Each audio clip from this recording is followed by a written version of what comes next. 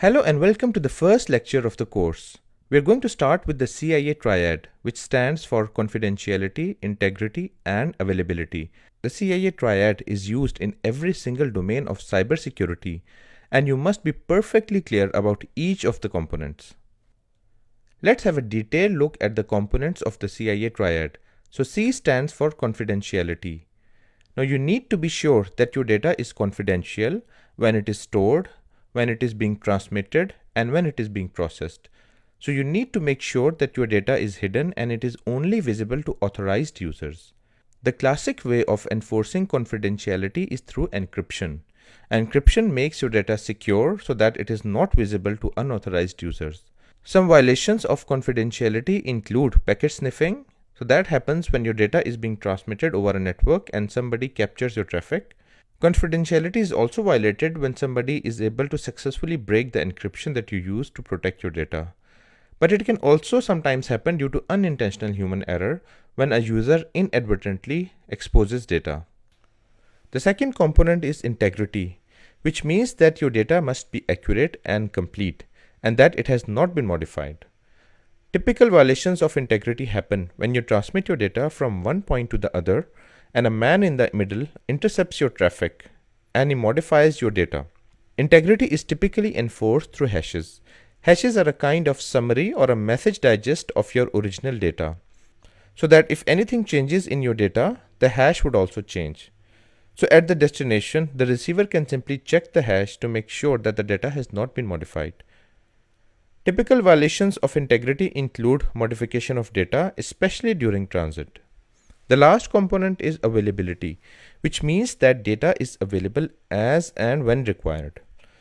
Violations of availability happen if someone, for example, damages your communication infrastructure or they damage your web server so that you're no longer able to service your clients. However, even if someone successfully slows down your database servers or your web servers so that they cannot service the clients in an appropriate amount of time, then this would also be considered a violation of the availability.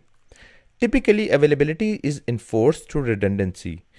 What it means is that you install multiple communication links, or for example, you install multiple web servers so that even if some of the communication links or some of the web servers they're targeted, you still have some backups. Let's discuss confidentiality in more detail.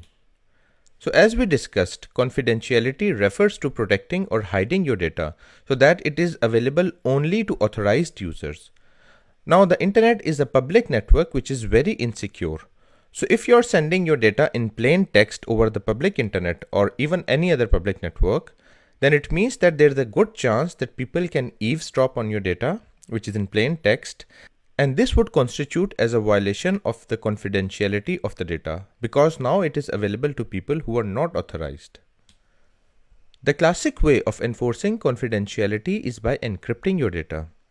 So what encryption does is that you give it a secret key and the encryption algorithm takes the data and uses the key to encode the data into a format which is not understandable by anyone.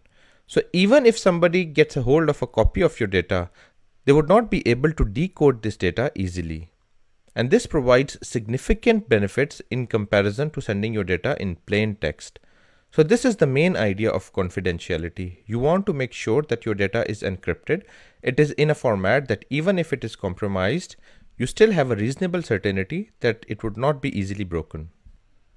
Let's discuss integrity in more detail. As discussed previously, integrity means that your data is accurate, complete, and unmodified, especially when it is being transmitted over networks. A classic violation of integrity happens when you're sending your data from point A to B, but a man in the middle intercepts it, changes it, and then sends the modified copy to the destination. Now the problem is that the source and the destination don't have perfect visibility, and it is very easy for man in the middle to leverage this lack of visibility in order to replay packets after modification. Now in this case, the integrity of your data has been violated because the file that you have received is not exactly the same that was sent by the source. Traditionally, integrity is enforced by using hashes. So a hash is kind of a summary or a message digest of your main file, which means that you calculate sort of a summary of your main file or main data, and then you encrypt it using a secret key. Now you send the file along with the hash to the destination. And even if a man in the middle changes your file, when your file reaches the destination along with the hash, the destination is going to independently calculate the hash of this file.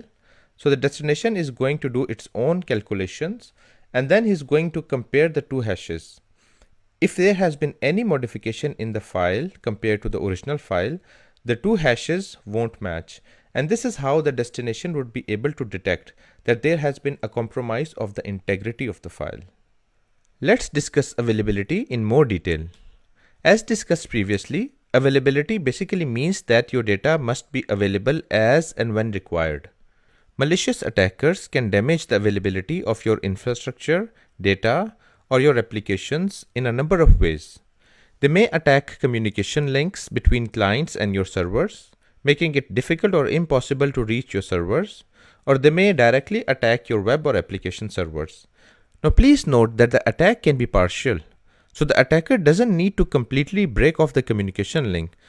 So the attacker can simply choke communication links enough so that the traffic is very slow, or they may send so much traffic to your servers that they're very slow at responding to legitimate clients.